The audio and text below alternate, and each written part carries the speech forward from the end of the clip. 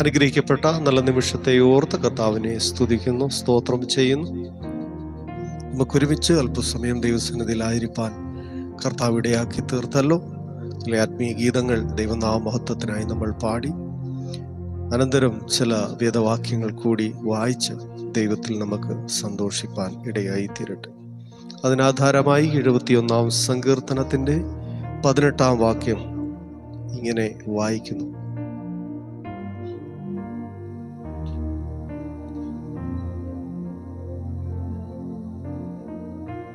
ദൈവമേ, അടുത്ത തലമുറയോട് ഞാൻ നിന്റെ ഭുജത്തെയും വരുവാനുള്ള എല്ലാവരോടും നിന്റെ വീര്യപ്രവൃത്തിയെയും അറിയിക്കുവോളം വാർദ്ധക്യത്തിലും നരയും ഉള്ള കാലത്തും എന്നെ ഉപേക്ഷിക്കരുത്.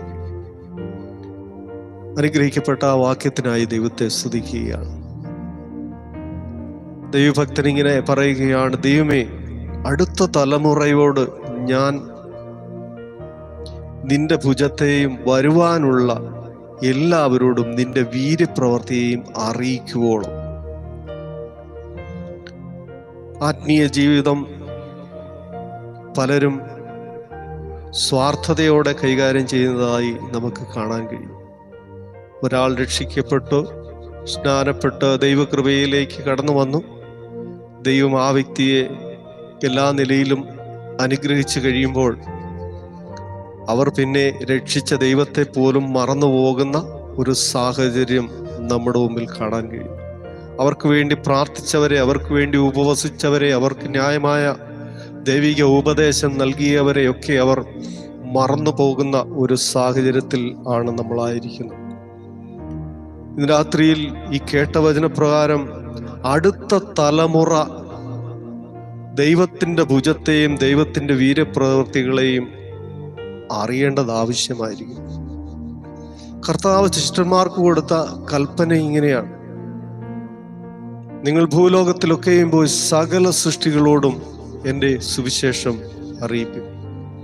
ഞാൻ നിങ്ങളോട് കൽപ്പിച്ചതൊക്കെയും പ്രമാണിപ്പാൻ തക്കവണ്ണം ഉപദേശിച്ചുകൊണ്ട് സകല ജാതികളെയും ശിഷ്യരാക്കിക്കൊള്ളും. ആ രക്ഷയുടെ സന്തോഷം നമ്മൾ വ്യക്തിപരമായി, കുടുംബമായി, സഭയായി മാത്രം അനുഭവിക്കുവാനുള്ളതല്ല, അത് മറ്റുള്ളവർക്ക് കൂടി പകർന്നു കൊടുക്കേണ്ടതാണെന്നുള്ളതായ ഉത്തരവാദിത്വം നമ്മുടെ മേൽ നിർബന്ധമായി കിടക്കുന്നു എന്നുള്ളതായ കാര്യം മറന്നുപോകും. അതുകൊണ്ട് സുവിശേഷത്തിൻ്റെ ഒരു വലിയ പ്രഖ്യാപനം, പ്രോത്സാഹനം ഇന്ന് രാത്രിയിൽ ഈ വേദഭാഗത്ത് നമുക്ക് കാണാൻ കഴിയുന്നു. അപ്പോൾ വരുവാനുള്ള അടുത്ത തലമുറ ദൈവത്തെക്കുറിച്ചും ദൈവത്തിൻ്റെ അത്ഭുത പ്രവർത്തികളെക്കുറിച്ചും അറിയിക്കുവോളം വാർദ്ധക്യത്തിലും നരയുള്ള കാലത്തും എന്നെ ഉപേക്ഷിക്കരുത് എന്ന് ആ ഭക്തൻ പ്രാർത്ഥിക്കുമ്പോൾ തനിക്ക് ദൈവത്തോടുള്ളതായ ആ സ്നേഹവും കടപ്പാടും ഉത്തരവാദിത്വങ്ങളും എത്രയുണ്ട് എന്ന് നമുക്കിവിടെ കാണാൻ കഴിയുന്നുണ്ട്. എന്തുകൊണ്ടാണ് ദൈവഭക്തൻ ഇപ്രകാരം പറഞ്ഞിരിക്കുന്നത് എന്ന് നമുക്ക് അതിനു മുൻപുള്ളതായ വാക്യങ്ങളിൽ നിന്ന് നമുക്ക് മനസ്സിലാക്കുവാൻ കഴിയുന്നത് ഇപ്രകാരമാണ്. 5 വാക്യത്തിൽ ഇങ്ങനെ പറയുന്നു: യഹോവയായ കർത്താവേ, നീ എൻ്റെ പ്രത്യാശയാകുന്നു. ബാല്യം മുതൽ നീ എൻ്റെ ആശ്രയം തന്നെ. ഗർഭം മുതൽ നീ എന്നെ താങ്ങിയിരിക്കുന്നു. എൻ്റെ അമ്മയുടെ ഉദരത്തിൽ നിന്ന് എന്നെ എടുത്തവൻ നീ തന്നെ. എൻ്റെ സ്തുതി എപ്പോഴും നിന്നെക്കുറിച്ചാകുന്നു. ഞാൻ പലർക്കും ഒരത്ഭുതം ആയിരിക്കുന്നു. അപ്പോൾ ഇവിടെ വായിക്കുന്നതായ വാക്യം ഇങ്ങനെയാണ്: ഞാൻ പലർക്കും ഒരത്ഭുതമാകുവാൻ തക്കവണ്ണം എൻ്റെ അമ്മയുടെ ഉദരത്തിൽ നിന്നും ഗർഭത്തിൽ നിന്നും എന്നെ രക്ഷിച്ച് അനുഗ്രഹിക്കപ്പെട്ട നിലയിൽ എൻ്റെ ബാല്യവും കൗമാരവും എല്ലാം കഴിഞ്ഞ് ഞാൻ ദൈവനാമ മഹത്വത്തിന് വേണ്ടി ജീവിച്ച് മറ്റുള്ളവർക്ക് ഒരത്ഭുതമായി തീർന്നിരിക്കുമ്പോൾ എന്നെ വിടുവിച്ചതായ ആ ദൈവത്തോട് നന്ദിയും കടപ്പാടും ആമേൻ വളരെയുള്ളത് കൊണ്ട് ആ ഭക്തൻ പറയുകയാണ്: വാർദ്ധക്യവും നരയുമുള്ള കാലത്തും നിന്നെക്കുറിച്ചും നിന്റെ അത്ഭുതത്തെക്കുറിച്ചും നിന്റെ ഭുജത്തെക്കുറിച്ചും പറയുവാൻ തക്കവണ്ണം എന്നെ വാർദ്ധക്യത്തിലും നീ നിലനിർത്തണമേ. ദൈവവചനം ഇങ്ങനെ പറയുകയാണ്: വാർദ്ധക്യവും നരയുമുള്ള കാലത്തോളം ഞാൻ നിന്നെ പുലർത്താം, വാർദ്ധക്യത്തിലും നീ ഫലം കായ്ക്കുന്നവരായിരിക്കുമെന്ന് ദൈവത്തിന്റെ വചനം പറയുകയാണ്. അതുകൊണ്ട് പ്രായം ദൈവത്തിന്റെ നാമമഹത്വത്തിന് വേണ്ടി പ്രയോജനപ്പെടുത്തുവാൻ പ്രായം ഒരു തടസ്സമല്ല. പലരും പ്രായത്തിന്റെ പേര് പറഞ്ഞ്, ഇവിടെ ശാരീരികമായ അസ്വസ്ഥതയുടെ പേര് പറഞ്ഞ് അവർക്ക് ദൈവം എല്ലാവിധ അനുഗ്രഹങ്ങളും നന്മകളും കൊടുത്തിട്ടും അതൊന്നും ദൈവനാമ മഹത്വത്തിന് വേണ്ടി വിനിയോഗിക്കാതെ ഇന്നും ഭവനങ്ങളിൽ വെറുതെ സമയം ചിലവഴിക്കുന്ന എത്ര പേരെ നമുക്ക് കാണാൻ കഴിയും.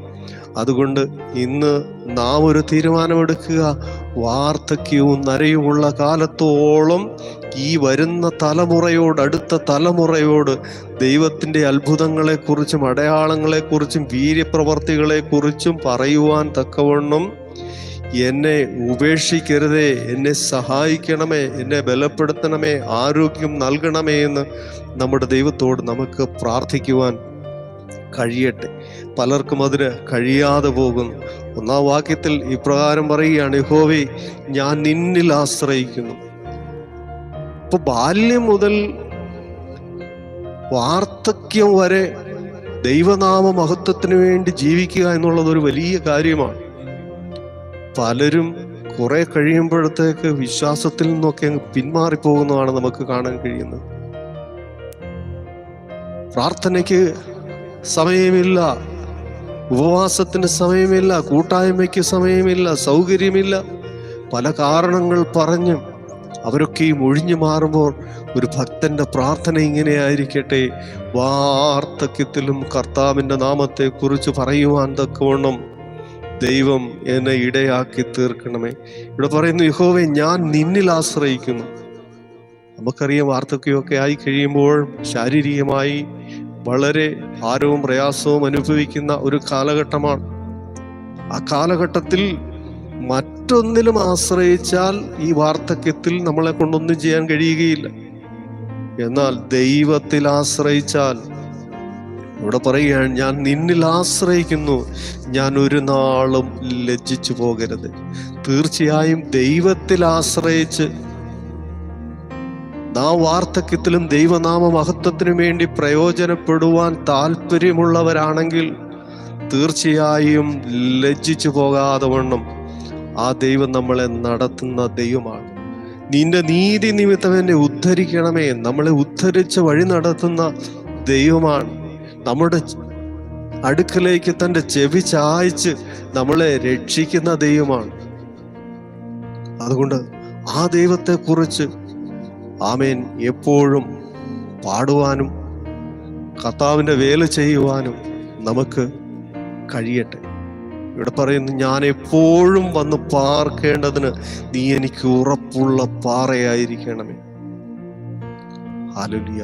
എപ്പോഴും ആമേൻ ദൈവത്തിൻ്റെ സാന്നിധ്യവും ദൈവത്തിൻ്റെ കൃപയും മാത്രമാണ് നമുക്ക് ആശ്രയമായിരിക്കുന്നത്.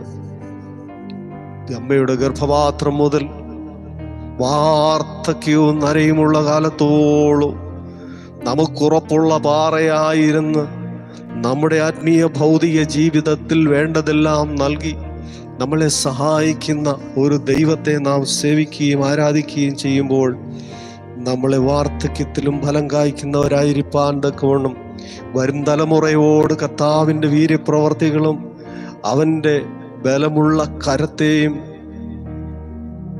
അറിയിപ്പാൻ തക്കവണ്ണം സ്വർഗത്തിലെ ദൈവം നമ്മളെ സഹായിക്കുമാറാകട്ടെ.